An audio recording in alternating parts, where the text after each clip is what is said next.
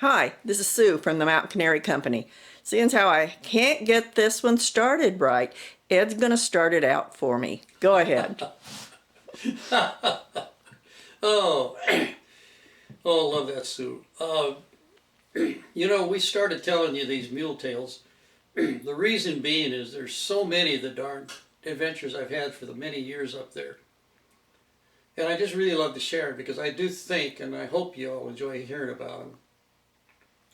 I wish I could say they were all made up, but unfortunately, they're all pretty darn true.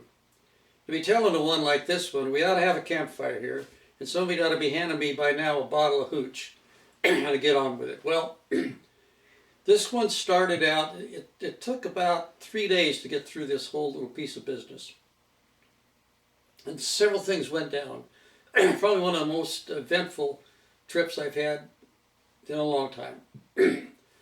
Started out a rainy day. I went headed up the staircase ranger station to build up my loads ahead of time because we had we had a special load we're carrying in to drop behind each one of the outhouses in the drainage as we went up staircase.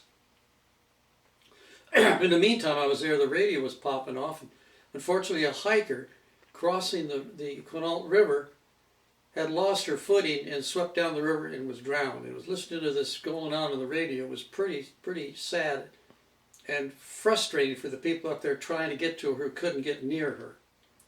And she was lost, sadly. So that started this whole trip out. So the next day I showed up with the pack string and a helper. We met trail crew, loaded up all of our stuff, and headed for the Upper Duck Campground, which is over the first divide. Man, it was raining. I tell you, it was flat raining. In fact, in 2 days there, it rained over 5 inches. It was raining so hard that any of the steps or rocks we came over, it looks like we were walking up a creek for miles as this was cascading down. And it was so slippery that the guy with me who was riding a big Mustang draft cross horse pulled the front shoes off, and he just had them nailed on the day before. It was really slippery.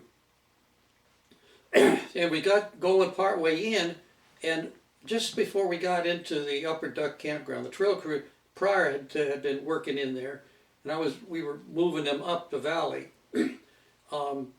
Had finished a patch of trail they put in, and it was mostly broken rock and dirt.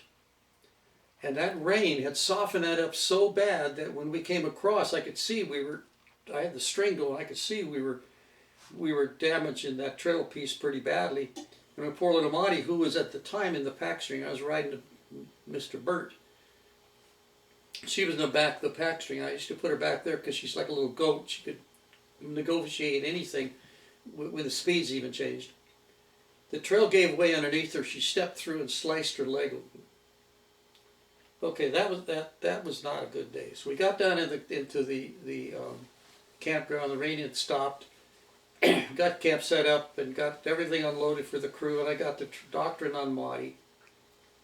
And it was just a nasty cut that was going to take some time to heal, and I was going to have to deal with it at home for Proud because it was on her lower leg. It was going to be something to worry about with Proud flesh, but for right now, had the bleeding stopped and had got some antiseptic on it, so that's about all I could do for right then. So next morning, loaded everybody up, headed on out. Now in the park, we're required to keep the animals hooked together. They can't be turned loose and run loose and herded out. So I made a decision that Monty was being jerked around back there pretty bad on that leg, and she'll follow along just fine normally. So I turned her loose. I said, okay, I'll answer for my actions. So we headed on out. We got over the first divide, which is a pretty big hump. I mean, when you come up from the staircase side, you go up from about 700 feet at the ranger station, up to over 4,700 feet. And the first 11 miles you only make up to 1,200. From that 1,200 you go to 47 and a little over 3 miles. So we were way on the other side of it, and we had to climb up another drainage to come out. And we passed over that spot where Mighty had gone through, which is fine. Got over the divide, I started dropping down. Well, I pushed the fellow with me ahead of me. I wanted to. He wasn't really the world's best packer, and I had 2 borrowed mules he was using, and I wanted to keep an eye on him and the mules so nothing got in trouble ahead of me and behind me because I couldn't see what was going back there then. But I had my gang and we were doing great. So he was all ahead of me, oh maybe 150, 200 yards, and a real good slopey area that had several switchbacks in it. He was down in one of the switchbacks, and all of a sudden, holy crow, he was off his horse, and the mules were leaving, and I went, what the heck? And he's down, he's got his horse, he's leading him off. I went, well, something's going wrong. Let's go, Bert. And I went, Bert didn't want to go down there. Bert went, hey, I don't want to go down there, boss. I don't want to go down there. Bert knew something I didn't know that was going on down there. Well, I talked him into going, and Bert and I both found out exactly what was going on down there in just a few moments. There had been a batch of bees, and those bees were stirred up. Now, this fellow led this horse away from me, and I figured he was clear away, because he had plenty of time, because before I convinced Bert he wanted to really go down there. So I hit those bees, and I hooked them up, and I started moving along, and all of a sudden, I looked to my right. On a heck of a hill, here comes Maudie, who was turned loose. She went by all of us, zipped right by us. She's loose and able to go. She's smoking it out of there. No problem, she'll stop just up there a ways, wait for me. But as I come around the corner, just as smoking, here's this guy standing in the middle of the trail, fiddling with his saddle. Well, what in the heck? I had 3 pack animals behind me and riding Bert, and we were damn near on top of him, and I had to pull hard. I pulled us off the trail so we didn't run over the top of him.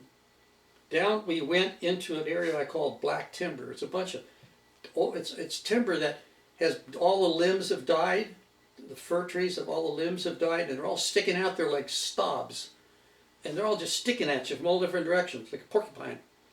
We hit that, and I had, instead of going all the way down, I turned them, so we turned around, and we ended up turning around in there. Dodging, I'm throwing lead ropes over my head, and they're trying to get away from stuff, and I'm throwing lead ropes over my head, and we finally pull out of that. What a trip. That was a real, that was a real trip. And the reason I'm telling you this story was because remember in number 15, I mentioned to you this fear I had of smoking on down the trail with a batch of bees chasing me, and come around a corner and find a hiker sitting there taking a rock out of his shoe. Well, this old boy was not sitting there taking a rock out of his shoe, but it sure felt like the same thing. It was a mess. I can only imagine what it would be like if I found that poor hiker sitting in the middle of that trail. So I thought maybe kind of interested.